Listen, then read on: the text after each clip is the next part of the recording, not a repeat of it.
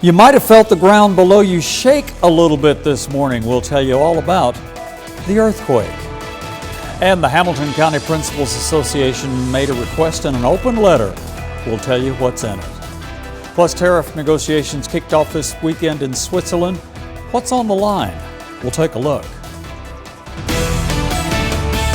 This is Local 3 News Weekend. Good evening. We are glad you're watching Local 3 News at 6. I'm Calvin Sneed. It is the talk of the town. Everybody's been talking about it all day long, with the conversation starting out like this. Did you feel that? Folks, there was just enough seismic shift 16 miles below the Earth's surface this morning to cause an earthquake you could feel. Shortly after 9 o'clock this morning, the Earth shook. Depending on where you were, the tremor lasted anywhere from 2 to 5 seconds.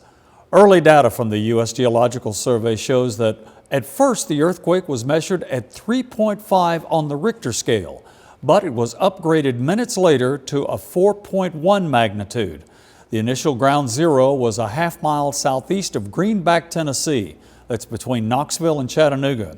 But then it was relocated several miles further east. Folks felt it as far away as Atlanta, as far south as Atlanta, north through Tennessee, up to the Kentucky state line, and as far east as Spartanburg, South Carolina.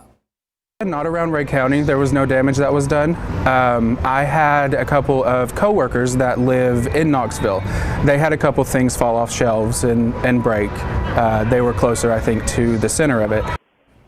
More than 30,000 calls about the earthquake within the first 60 minutes after it hit. Folks, for years we've always been susceptible to earthquakes around here. In fact, we live in one of the most active earthquake zones in the eastern United States.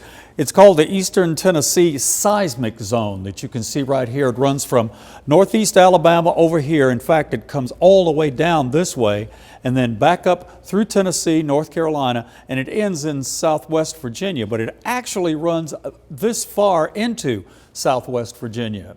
Now, back then, there was the latest or the other earthquakes that we've had here. One was a 5-point magnitude earthquake back in 2003 in Fort Payne, Alabama. Another 5.1 earthquake near Sparta, North Carolina in 2020. That was near the Virginia border, as we were telling you about here in the East Tennessee seismic zone. And now the 4.1 we just had near Greenback, northeast of Chattanooga. No injuries from the earthquake today, but the tremor did bring back memories of a 4.7 magnitude earthquake in Blount County, Tennessee, south of Knoxville, back in 1973. No reports of damages or injuries in that one either, but it did come with about 30 aftershocks, many of them measurable.